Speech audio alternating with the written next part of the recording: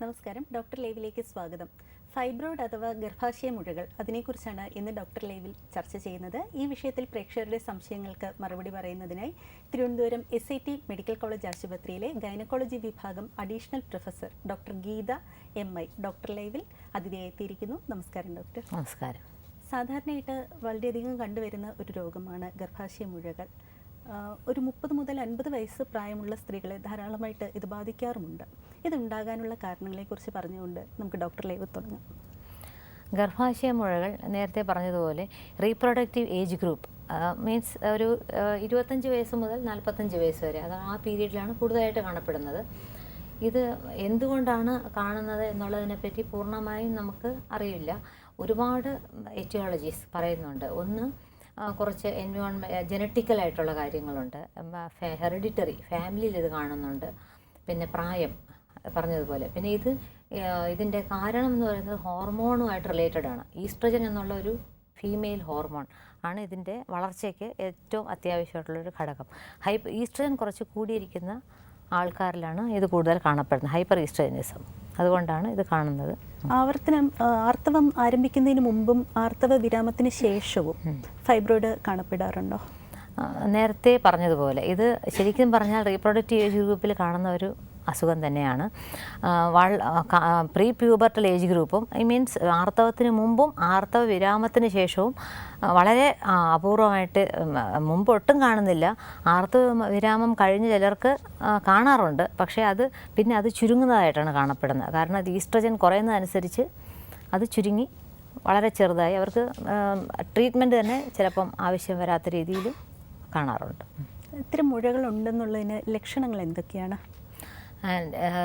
ലക്ഷണങ്ങൾ നമ്മുടെ ഹോസ്പിറ്റലിൽ വരുന്ന മെജോറിറ്റി ലേഡീസും മെനറേജിയ, അമിതമായ രക്തസ്രാവമാണ് പ്രധാനമായിട്ടുള്ള സിംറ്റം.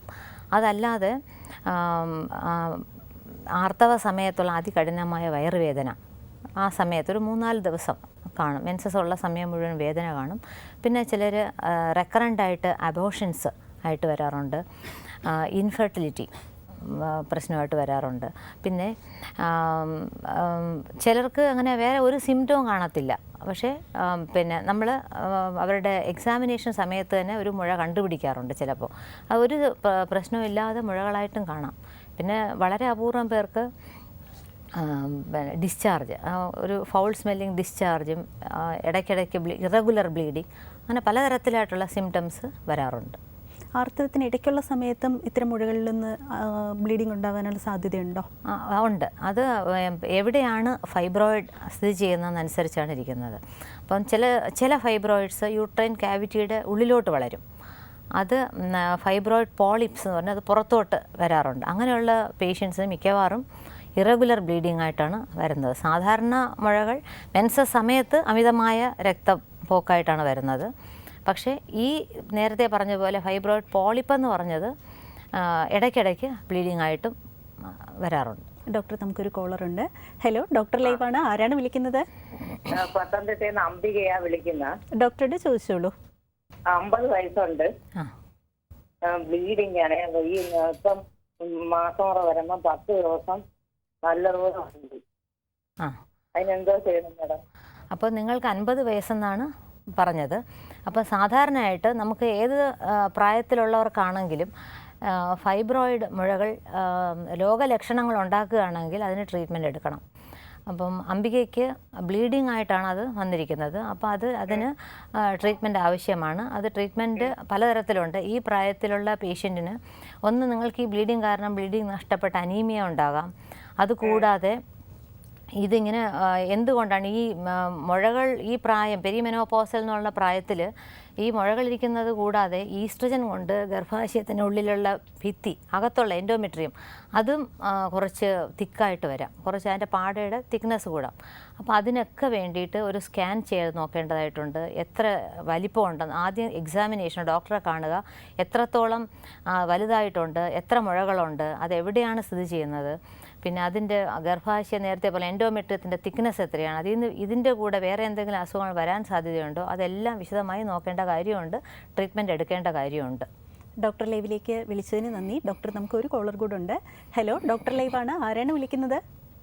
ഹലോ, ഇത് തിരുവനന്തപുരത്ത് നിന്നാണ്. ഡോക്ടറിനോട് ചോദിച്ചോളൂ. ഹലോ മാഡം, ആ എനിക്ക് പീരീഡാകുമ്പോൾ ഭയങ്കര വയറുവേദനയാണ്.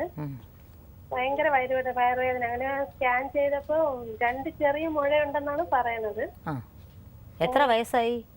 എനിക്ക് 30 വയസ്സായി. കുട്ടികളില്ല? ഇല്ല. സൈക്യാട്ട് ഹോസ്പിറ്റലിലെ ട്രീറ്റ്മെന്റിലാണ്. ആ മാരേജ് കഴിച്ച് എത്ര നാളായി? 9 വർഷമായി. 9 വർഷമായി. ആ. അപ്പം നിങ്ങൾ വയറുവേദനയാണ് ഭയങ്കര. പീരീഡ് സമയത്ത് ഭയങ്കര കഠിനമായ വയറുവേദനയാണ്. അതെ, അത് കൺജസ്റ്റീവ് ഡിസ്മെനോറിയ എന്ന് പറയും. സാധാരണ യൂട്രൈൻ ഫൈബ്രോയിഡ്സ് ഉള്ളവർക്ക് കാണുന്ന ഒരു സാധാരണമായിട്ടുള്ളൊരു ലക്ഷണമാണിത്.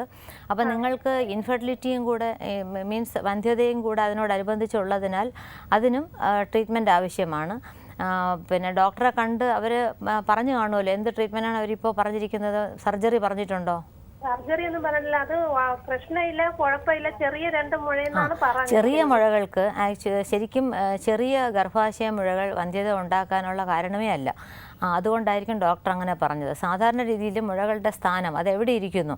അത് നമ്മുടെ യൂട്രസിൻ്റെ സൈഡിൽ ട്യൂബ്സ് ഉണ്ട്. ആ ട്യൂബ്സിന് ബ്ലോക്ക് ആകാനായിട്ടുള്ള ഒരു തരം മുഴകളുണ്ടെങ്കിൽ മാത്രമേ ഇപ്പോൾ സർജറിക്ക് ആവശ്യമുള്ളൂ.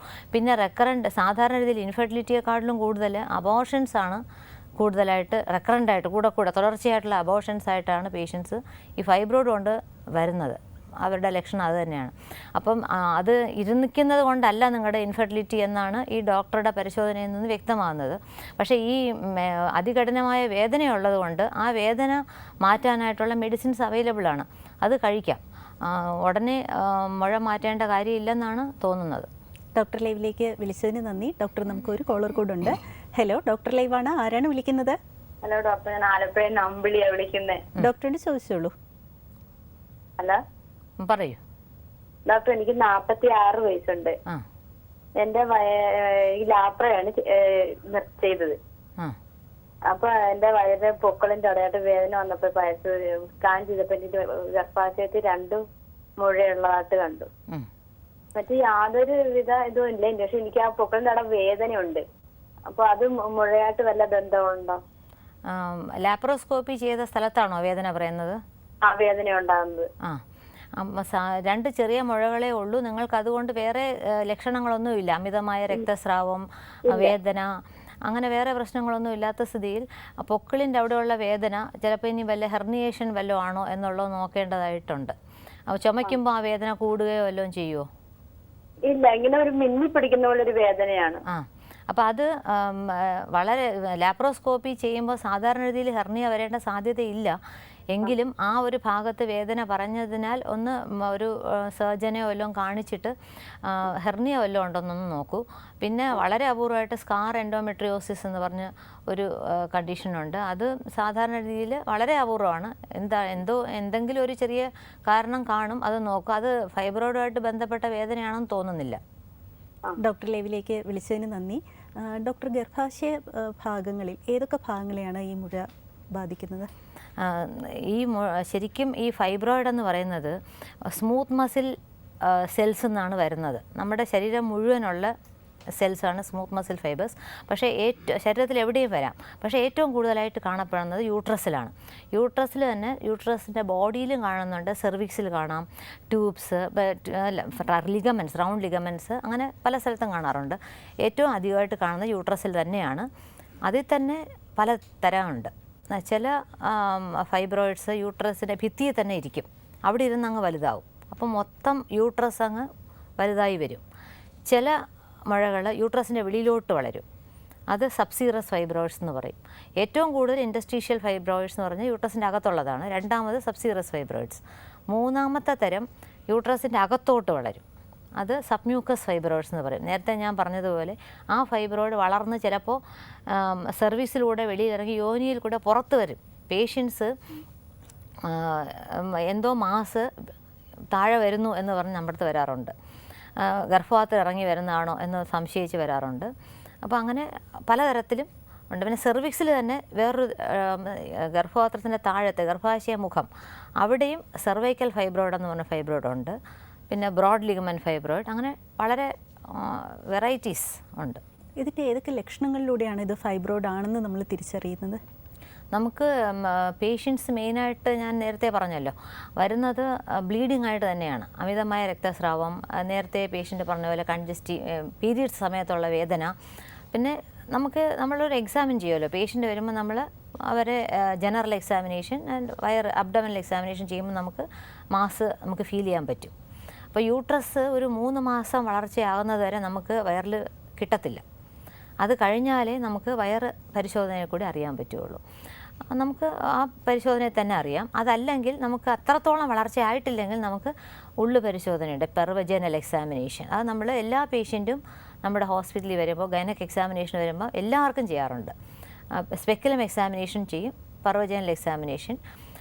എന്നിട്ട് ഒരു 99%, 100% വരെ നമുക്കിതിൽ മുഴയുണ്ടെങ്കിൽ അറിയാൻ പറ്റും. പിന്നെ നമുക്കത് കൺഫേം ചെയ്യണ്ടേ, അതിന് നമുക്ക് വേറെ രീതികൾ ചികിത്സ. വിശദാംശങ്ങളിലേക്ക് വരുന്നതിന് മുന്നേ ഡോക്ടർ ലൈവിൽ ഒരു ഇടവേളയ്ക്കുള്ള സമയമാണ്. ഡോക്ടർ ലൈവിൽ ഒരു ചെറിയ ഇടവേള. ഡോക്ടർ ലൈവ് തുടരുന്നു. ഗർഭാശയ മുഴകളെക്കുറിച്ചാണ് ഇന്ന് ഡോക്ടർ ലൈവ് ചർച്ച ചെയ്തുകൊണ്ടിരിക്കുന്നത്. ഈ വിഷയത്തിൽ പ്രേക്ഷകരുടെ സംശയങ്ങൾക്ക് മറുപടി പറയുന്നത് തിരുവനന്തപുരം SIT ഹോസ്പിറ്റലിലെ അഡീഷണൽ പ്രൊഫസർ ഡോക്ടർ ഗീതയാണ്. ഡോക്ടർ, നമുക്കൊരു കോളർ കൂടെ ഉണ്ട്. ഹലോ, ഡോക്ടർ ലൈവാണ്. ആരാണ് വിളിക്കുന്നത്? ഞാൻ കൊല്ലത്തുനിന്നാണ് മാഡം വിളിക്കുന്നത്. ഡോക്ടറിന് ചോദിച്ചോളൂ. എനിക്ക് 36 വയസ്സുണ്ട്. 36. അതിൽ എനിക്ക് പീരീഡ് ആകുമ്പോ ഒരു വർഷം കൊണ്ട് പീരീഡ് ആകുമ്പോ ഒരു 4 ആദ്യമേ ചെറുതായിട്ട് ചെറിയ രീതിയിലൊന്ന് കാണിക്കും. പിന്നെ 4 ദിവസത്തേക്ക് ഒന്നുമില്ല. പിന്നെ 4 ദിവസം കഴിയുമ്പോൾ പിന്നെ സാധാരണ രീതിയിൽ 4 ദിവസത്തേക്ക് ബ്ലീഡിങ്. പിന്നെ 10-15 ദിവസം 10-22 ദിവസം വരെയൊക്കെ ചെറിയ രീതിയിൽ കളർ വ്യത്യാസത്തില്, ഓവറായിട്ടല്ല. അങ്ങനെ ഞാൻ ഡോക്ടറെ കൊണ്ട് കാണിച്ചപ്പോ പിന്നെ ഉള്ളു സ്കാൻ ചെയ്ത് നോക്കിയപ്പോൾ പറഞ്ഞു ഗർഭാശയ ഭിത്തിക്കാൻ ചെറിയൊരു പിന്നെ തടുപ്പ് പോലെ ഉണ്ടെന്ന് പറഞ്ഞു. അത് ഡിയാൻസ് ചെയ്തതിന് ശേഷവും പിന്നെ എനിക്ക് പീരീഡ് കറക്റ്റ് ആവുന്നില്ല. മുഴയുണ്ടെന്ന് പറഞ്ഞിട്ടില്ല സ്കാനിൽ. ചെറിയൊരു തടുപ്പെന്ന് പറഞ്ഞത് എടുത്തു കഴിഞ്ഞപ്പം പറഞ്ഞു മുഴയെന്നാ പറഞ്ഞത്. അല്ല, അത് ഉള്ള ഓപ്പറേഷൻ എന്നല്ലേ പറഞ്ഞത്? അപ്പൊ അത് ഫൈബ്രോയിഡ് ആയിരിക്കത്തില്ല. നിങ്ങൾക്കുള്ളത് എൻഡോമെട്രിയം. ഞാൻ നേരത്തെ പറഞ്ഞില്ലേ, യൂട്രസിന് ഉള്ളിലുള്ള എൻഡോമെട്രിയം എന്നൊരു ചെറിയൊരു ഭിത്തിയുണ്ട്, യൂട്രസിന് ഉള്ളിലുള്ള ഭിത്തി. അതിൻ്റെ വീതി തിക്നെസ് കൂടുമ്പോൾ ഇങ്ങനെ അബ്നോർമൽ യൂട്രൈൻ ബ്ലീഡിംഗ് എന്ന് പറയും. ബ്ലീഡിങ് നമ്മൾ സാധാരണ അല്ലാത്ത രീതിയിൽ കാണാറുണ്ട്. അപ്പോൾ അതുകൊണ്ടാണ് ഡോക്ടർ നിങ്ങൾക്ക് ആ എൻഡോമെട്രിയം എടുത്ത് പരിശോധനയ്ക്ക് അയച്ചത്. അപ്പോൾ അത് മിക്കവാറും ഫൈബ്രോയിഡ് ആവണം എന്നില്ല, പിന്നെ അബ്നോർമൽ യൂട്രൈൻ ബ്ലീഡിംഗ് ആണ്. അതിൻ്റെ വേറെ എന്തെങ്കിലും കാര്യമാവാനാണ് സാധ്യത. ഫൈബ്രോയിഡ് ഉണ്ടെങ്കിൽ അവർ പറയും മുഴയാണ്, എന്തെങ്കിലും ചെയ്യണം. സർജറിയുടെ കാര്യമൊന്നും പറഞ്ഞില്ലല്ലോ. അതിന് ഇങ്ങനെയുള്ള ട്രീറ്റ്മെൻറ്റ് AUVക്ക് മെഡിസിൻസ് ഉണ്ട്. മെഡിസിൻസിൽ അത് കൺട്രോൾ ചെയ്യാൻ പറ്റും.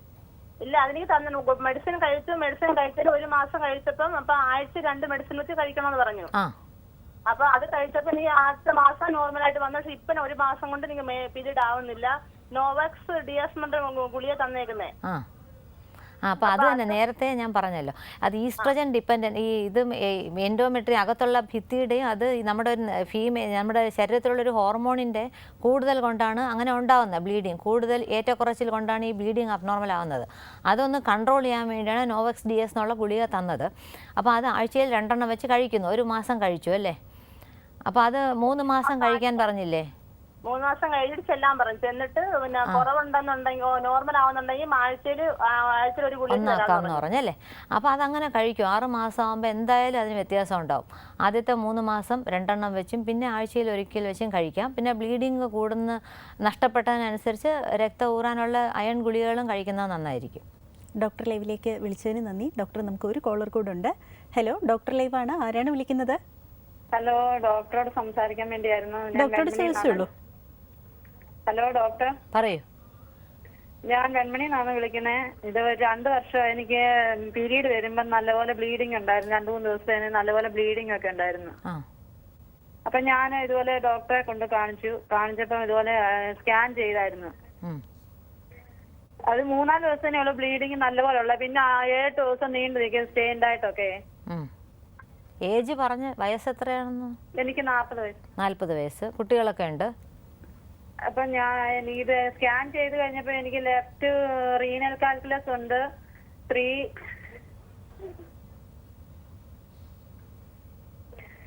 യൂട്രൈൻ ഫൈബ്രോയിഡ് ഉണ്ട്, മിനിമലി ഇത് യൂട്രൈൻ ഓവറീസിനകത്ത് right ovary undeviated and measures 8.1. Fibroid 1.6 into 1.5 centimetre intramural fibroid noted ആണ്. അത് എനിക്ക് മെഡിസിൻസ് ഒന്നും തന്നിട്ടില്ല, തന്നെ പോകുന്നാണ് പറഞ്ഞിരിക്കുന്നത്. അത് ഈ നേരത്തെ ഓവറിയുടെ കാര്യം എന്തോ പറഞ്ഞല്ലോ, അത് നേരെ മനസ്സിലായിട്ടില്ല. 8.1 എന്നൊക്കെ പറഞ്ഞല്ലോ.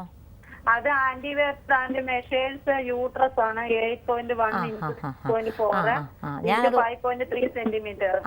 അത് കുഴപ്പമില്ല. അത് പക്ഷേ ഇതിൻ്റെ അകത്ത് പറഞ്ഞിരിക്കുന്ന ഫൈബ്രോയിഡ് വളരെ ചെറുതാണ്.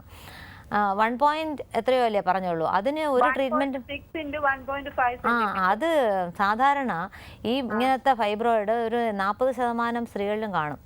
40 വയസ്സ് 50 വയസ്സ് ആ സമയത്ത് അതിനൊരു ചികിത്സയും വേണ്ട. അങ്ങനെയാണെങ്കിൽ എല്ലാ മിക്കവാറും സ്ത്രീകളും മരുന്ന് കഴിക്കണം, അതിന്റെ ആവശ്യമില്ല. അത് സിംറ്റം എനിക്ക് ഒരു സൈഡിലെ വലത് വശത്തെ ഏണിനായിട്ട് വേദനയുണ്ട്. ആ വേദന ഒരു 95% ഈ ഫൈബ്രോയിഡ് കൊണ്ടല്ലെന്നാണ് തോന്നുന്നത്. ഒരു കാൽക്കുലസ് ഉണ്ടെന്ന് പറഞ്ഞല്ലോ. അപ്പൊ അതും അത്ര വലിയ ഒരു കല്ല് അല്ല, അത്രയും ഒരു വേദന ഉണ്ട്. എന്തായാലും ഒരു യൂറോളജിസ്റ്റിനെ ഒന്ന് കണ്ടോളൂ. ഈ ഫൈബ്രോയിഡ് കാരണം ഇങ്ങനെ ഒരു വേദന വരേണ്ട ഒരു സാധ്യതയും ഇല്ല. ഡോക്ടർ ലൈവിലേക്ക് വിളിച്ചതിന് നന്ദി. ഡോക്ടർ, നമുക്ക് ഒരു കോളർ കൂടെ ഉണ്ട്. ഹലോ, ഡോക്ടർ ലൈവാണ്. ആരാണ് വിളിക്കുന്നത്? ഇത് കൊല്ലത്ത് നിന്നാണ് വിളിക്കുന്നത്. ഡോക്ടറോട് ചോദിച്ചോളൂ. ഹലോ ഡോക്ടർ, എന്റെ മമ്മിക്ക് വേണ്ടിയിട്ടായിരുന്നേ. മമ്മിക്ക് ഇപ്പൊ 50 വയസ്സുണ്ട്. ഇപ്പം 2-3 മാസം മുമ്പിട്ട് കാലും കൈയും ഒക്കെ ഭയങ്കര വേദനയായിരുന്നു, വയറ്റിന് ഭയങ്കര വേദനയായിരുന്നു. അങ്ങനെ ഒരു സ്കാനിങ് ചെയ്ത് നോക്കിയപ്പോ ഫൈബ്രോയിഡിന്റെ 2 വലിയ മുഴയുണ്ടെന്ന് പറഞ്ഞായിരുന്നേ. അന്നേരം ഡോക്ടർ പറഞ്ഞു ഇപ്പം തൽക്കാലം ഒന്നും ചെയ്യണ്ട, ഈ മുഴ വളരുന്നോ എന്ന് നോക്കിയിട്ട് 1 വർഷം കഴിഞ്ഞിട്ട് സ്കാനിങ് ചെയ്തിട്ട് വരാൻ പറഞ്ഞു. അങ്ങനെയാണ് ചെയ്യേണ്ടത്, അങ്ങനെ തന്നെയാണ് ചെയ്യേണ്ടത്. കാരണം അമ്മയ്ക്ക് 50 വയസ്സായല്ലോ. അപ്പോൾ ഇനിയിപ്പം നമുക്ക് നേരത്തെ പറഞ്ഞതുപോലെ ഈ ഫൈബ്രോയിഡിന് ചുരുങ്ങാനാണ് സാധ്യത.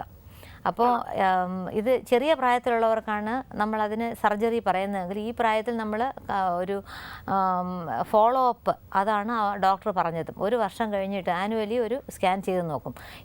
ഇനി കൂടുതൽ വളരാനുള്ള സാധ്യത വളരെ കുറവാണ്. അതുകൊണ്ട് അതിനെപ്പറ്റി ഭയക്കേണ്ട എന്നാണ് തോന്നുന്നത്. ഡോക്ടർ ലൈവിലേക്ക് വിളിച്ചതിന് നന്ദി. ഡോക്ടർ, നമുക്ക് ഒരു കോളർ കൂടെ ഉണ്ട്. ഹലോ, ആരാണ് വിളിക്കുന്നത്? ഹലോ, കോട്ടയം ജില്ലയിൽ നിന്ന് വിളിക്കുവാണ്. ഡോക്ടറോട് ചോദിച്ചോളൂ. ഹലോ ഡോക്ടർ, പറയൂ. മോക്ക് വേണ്ടിയാണ് വിളിക്കുന്നത്. മോക്ക് 30 വയസ്സായി. കല്യാണം കഴിഞ്ഞിട്ട് 3 വർഷമായി. ഇതുവരെ കുട്ടികളായിട്ടില്ല. അപ്പം ഇവിടെ ഇല്ല, സൗദിയിലാണ്. അപ്പൊ അവിടെ നോക്കിയപ്പം ചെറിയ ഫൈബ്രോയിഡ് ഉണ്ടായിരുന്നു. ഞങ്ങൾ ഇവിടെ വന്നത് എടുത്ത് കളഞ്ഞിട്ട് പോയി. അപ്പൊ ഡോക്ടർ പറയും 3 മാസം കഴിയുമ്പോൾ ആയിക്കോളെന്ന് പറയും. ഇതുവരെ ആയിട്ടില്ല. അതുകൊണ്ട് സർജറി കഴിഞ്ഞിട്ട് എത്ര നാളായി? സർജറി കഴിഞ്ഞ ജൂണിലായിരുന്നു. 6 മാസം കഴിഞ്ഞല്ലേ? അപ്പം ഡോക്ടർ പറഞ്ഞ 3 മാസം കഴിയുമ്പോൾ ആവുന്നാ പറഞ്ഞു. പക്ഷെ ഇതുവരെ ആയില്ല. അപ്പം നമ്മൾ എന്തായാലും ഒരു ട്രീറ്റ്മെന്റ് നമ്മൾ എടുത്തല്ലോ. അത് മുഴ മാത്രം എടുക്കുന്ന ഓപ്പറേഷനാണ്, മയോമെക്ടമി എന്ന് പറയും. അത് ചെയ്തു. വയറ് തുറന്നാണോ ലാപ്രോസ്കോപ്പി വഴിയാണോ ചെയ്തത്? അപ്പോൾ അത് കഴിയുമ്പോൾ സാധാരണ രീതിയിൽ 3 മാസം കഴിയുമ്പോൾ പ്രഗ്നൻസി ആവാം എന്നുള്ള ഇതിലായിരിക്കും ഡോക്ടർ പറഞ്ഞത്. അപ്പം 3 മാസം കഴിഞ്ഞ് തന്നെ പ്രഗ്നൻസി ആവണം എന്ന് വെച്ചാൽ നമുക്ക് അത് ശരിക്കും പറഞ്ഞാൽ ആർക്കും നമുക്ക് പറയാൻ പറ്റില്ല എപ്പോഴാണ് പ്രഗ്നൻസി ആവുന്നതെന്ന്. മനസ്സിലായില്ലേ? എന്തായാലും ഈ കുട്ടിക്ക് ഗർഭമാകാനുള്ള സാധ്യതയാണ്. പിന്നെ ഇത് കൂടാതെ വേറെ പ്രശ്നങ്ങൾ വല്ലതും ഉണ്ടോ എന്നും കൂടെ നോക്കണം. ഹസ്ബൻഡിൻ്റെ സെമൻ അനാലിസിസ് നോക്കണം. അതെല്ലാം നോക്കി അപ്പം വെയിറ്റ് ചെയ്താൽ മതി. ഇപ്പം നമുക്ക് 1 വർഷം വരെ നമ്മൾ ഗർഭമാകണോ ഇല്ലെന്നുള്ളത് നമുക്ക് 1 വർഷം കാത്തിരുന്നിട്ടേ നമുക്ക് പറയാൻ പറ്റുള്ളൂ, പ്രൈമറി ഇൻഫെർട്ടിലിറ്റി വരെ. അപ്പം നമുക്ക് കുറച്ച് നാളും കൂടെ വെയിറ്റ് ചെയ്യാം, പ്രഗ്നൻസി ആവും. ഡോക്ടർ ലൈവിലേക്ക് വിളിച്ചതിന് നന്ദി. ഡോക്ടർ ലൈവിൻ്റെ ഒരു ഇടവേളയ്ക്കുള്ള സമയമാണ്.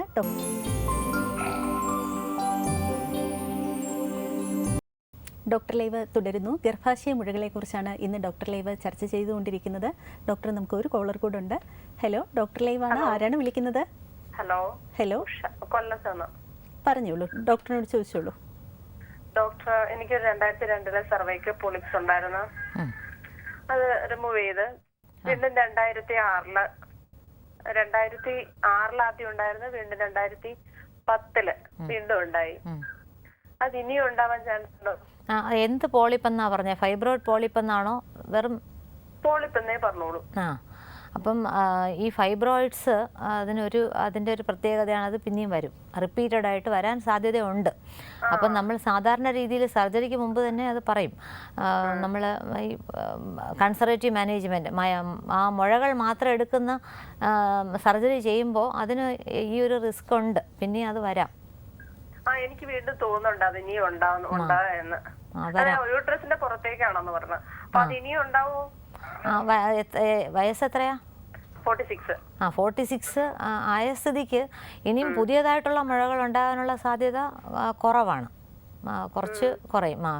എങ്കിലും ഒന്ന് നോക്കൂ. ഇനി നേരത്തെ ഇതിനു മുമ്പ് പീരീഡിന് ചേർന്നായിരുന്നു ബ്ലീഡിങ് ഉണ്ടാവുക. അങ്ങനെയാണ് പോയി ഒരു 16 days വരെയൊക്കെ കണ്ടിന്യൂ ചെയ്യുമായിരുന്നു. അങ്ങനെയായിരുന്നു പോയി ചെക്ക് ചെയ്യുന്നത്. അന്നേരം പറഞ്ഞത് ഇങ്ങനെ സെർവൈക്കൽ റീജിയനിലേക്കാണ് എന്നാ പറഞ്ഞത്. അല്ല, അത് തന്നെ ഇതിന് അന്നത്തെ 2009 കഴിഞ്ഞിട്ട് പിന്നെ കുറച്ച് നാളും കൂടെ ഉണ്ടായിരുന്നല്ലോ. ഇപ്പം ഇത്രയും വർഷമായിട്ടല്ലേ. അതിനുശേഷം ചെറിയ ഫൈബ്രോയിഡ്സ് വല്ല അവിടെ ഉണ്ടായോ എന്നറിയില്ല. പക്ഷേ സാധാരണ രീതി 46 വയസ്സ് കഴിഞ്ഞിട്ട് പുതിയതായിട്ട് ഫൈബ്രോയിഡ്സ് വരുന്നത് കുറവായിട്ടാണ് കണ്ടുവരുന്നത്. ഡോക്ടർ ലൈവിലേക്ക് വിളിച്ചതിന് നന്ദി. ഡോക്ടർ, ഇതിൻ്റെ ചികിത്സാ രീതികൾ കൂടെ നമുക്ക് സംസാരിക്കാം. എന്തൊക്കെയാണ് ഇതിൻ്റെ ചികിത്സാ രീതികൾ? ചികിത്സാ രീതികൾ അത് നമ്മൾ നേരത്തെ സംസാരിച്ചതുപോലെ പേഷ്യൻറ്റിന് എന്താണ് അവരുടെ ലക്ഷണങ്ങൾ, അവരുടെ പ്രായം, അവർക്ക് കുട്ടികൾ ഉണ്ടോ, കുട്ടികൾ ഇനി ചിലർ ഇൻഫെർട്ടിലിറ്റി ആയിട്ട് വരുമല്ലോ. അപ്പോൾ എല്ലാം കണക്കിലെടുത്താണ് അതിൻ്റെ ട്രീറ്റ്മെൻറ്റ് നിശ്ചയിക്കുന്നത്. ചില പേഷ്യൻസിന് ട്രീറ്റ്മെൻറ്റ് തന്നെ വേണ്ടി വരില്ല. നേരത്തെ പറഞ്ഞതുപോലെ പേഷ്യൻ്റ് നമുക്ക് ആക്സിഡൻ്റലി ഒരു അബ്ഡമിനൽ ചെറിയൊരു സ്വെല്ലിംഗ് കിട്ടുമല്ലോ. വേണ്ടാത്ത ഇനം, അതായത് ഏത് സൈസ്, എത്ര വരെയുള്ള അളവ്? സാധാരണ രീതിയിൽ നമുക്കൊരു 3.5 മാസം ഗർഭപാത്രത്തിൻ്റെ സൈസുള്ള മുഴകൾ പേഷ്യൻ്റ് മെനോപോസ് കഴിഞ്ഞിട്ട് കണ്ടുപിടിക്കുന്നതാണെങ്കിൽ, വേറെ സിംറ്റം ഒന്നും ഇല്ലെങ്കിൽ നമ്മളൊന്നും ചെയ്യാറില്ല. 14 ആഴ്ച വളർച്ചയൊക്കെ ഉള്ള നമ്മൾ കൺസർവേറ്റീവ് മാനേജ്മെൻറ്റ് ഫോളോ അപ്പ് ആനുവലായിട്ട് നമുക്ക് വർഷം തോറും എടുത്ത് നോക്കുമ്പോൾ അറിയാം, അത് ചുരുങ്ങി വരികയുള്ളൂ. അതേസമയം പേഷ്യൻ്റ് സിംറ്റമാറ്റിക് ആയിട്ട് വരും. ചില പേഷ്യൻസ് 9 മാസം ഗർഭം ആയിട്ടുള്ള സൈസ് കൊണ്ടുവരാറുണ്ട്. ചിലപ്പോൾ ബ്ലീഡിംഗ് ഒന്നും കാണത്തില്ല, വേറെ പറഞ്ഞ പോലെ ആർത്തവത്തിൽ വേദന കാണത്തില്ല, ഒന്നും കാണത്തില്ല, മുഴ മാത്രമേ കാണുള്ളൂ. പക്ഷേ വലിയ ഹ്യൂജ് മാസല്ലേ, അപ്പോൾ അത് നമുക്ക് എന്തായാലും സർജറി ചെയ്തേ പറ്റുള്ളൂ. പിന്നെ ഇൻഫെർട്ടിലിറ്റി പേഷ്യൻസ് നേരത്തെ പറഞ്ഞ പോലെ ഇത് നയിക്കുന്ന ഏത് സാഹചര്യത്തിലാണ് ഇൻഫെർട്ടിലിറ്റി ഉണ്ടാക്കുന്നത്? നേരത്തെ പറഞ്ഞതുപോലെ ആസ് സച്ച് ഈ ഇൻഫെർട്ടിലിറ്റിയെക്കാട്ടിലും കൂടുതൽ ഇത് അബോർഷൻസാണ് ഉണ്ടാക്കുന്നത്. ഇത് യൂട്രസിൻ്റെ അകത്ത് ക്യാവിറ്റി ഡിസ്റ്റോർട്ട് ചെയ്യുകയും എംബ്രിയോ ഇംപ്ലാന്റ് അവിടെ ഉറയ്ക്കാനായിട്ട് ബുദ്ധിമുട്ടാണ്. അപ്പോൾ അബോർഷനായിട്ട് പോകാനാണ് കൂടുതൽ സാധ്യത. അതല്ലാതെ ഈ ഗർഭാശയത്തിൽ നിന്നും ട്യൂബ്സ് ഉണ്ട് 2 സൈഡിൽ, അതിൻ്റെ കോർണർ ബ്ലോക്ക് ആക്കും ചില ഫൈബ്രോയിഡ്സ് വന്നിട്ട്. പിന്നെ അതിൻ്റെ സെർവിക്സ് എന്ന് പറഞ്ഞാൽ ഗർഭാശയ മുഖം അടഞ്ഞു പോകും ചില ഫൈബ്രോയിഡ്സ് കാരണം. അങ്ങനെയൊക്കെയുള്ള പൊസിഷൻസിലാണെങ്കിൽ അത് നീക്കം ചെയ്യണം. എന്നാൽ രോഗിക്ക് പേഷ്യൻറ്റിന് കുറച്ചുകൂടെ സാധ്യതയാണ്. ഒരിക്കൽ ശസ്ത്രക്രിയ കഴിഞ്ഞു കഴിഞ്ഞാൽ പിന്നെ വരാനുള്ള സാധ്യത എത്രത്തോളമാണ്? ഈ റീപ്രൊഡക്റ്റീവ് ഏജ് ഗ്രൂപ്പാണല്ലോ പേഷ്യൻസ് കൂടുതലായിട്ട് വരുന്നത്. അങ്ങനെയുള്ള ഗ്രൂപ്പിലുള്ള പേഷ്യൻസിന് മുഴ മാത്രം എടുക്കുന്ന സർജറി, അത് മയോമെക്ടമി, അത് ചെയ്ത് കഴിയുമ്പോൾ സാധ്യത ഉണ്ട് ഇനി വരാനായിട്ടുള്ള സാധ്യത. മൾട്ടിപ്പിൾ ഫൈബ്രോയിഡ്സ് ആയിട്ടാണ് ചിലർക്ക് വരുന്നത്, സാധ്യതയുണ്ട്. അത് അവരുടെ അടുത്ത് നമ്മൾ നേരത്തെ സംസാരിക്കാറുണ്ട്. അത് കഴിഞ്ഞിട്ടേ നമ്മൾ സർജറി ചെയ്യുള്ളൂ. ഡോക്ടർ ലൈവിൻ്റെ സമയം ഇന്നിവിടെ പൂർണ്ണമാവുകയാണ്. ഗർഭാശയ മുഴകൾ അഥവാ ഫൈബ്രോയിഡ്സിനെ കുറിച്ചാണ് ഇന്ന് ഡോക്ടർ ലൈവിൽ ചർച്ച ചെയ്തത്. ഇതിനായി തിരുവനന്തപുരം SIT ഹോസ്പിറ്റലിലെ ഗൈനക്കോളജിസ്റ്റ് ഡോക്ടർ ഗീതയാണ് നമ്മോടൊപ്പം ഉണ്ടായിരുന്നത്. നന്ദി, നമസ്കാരം.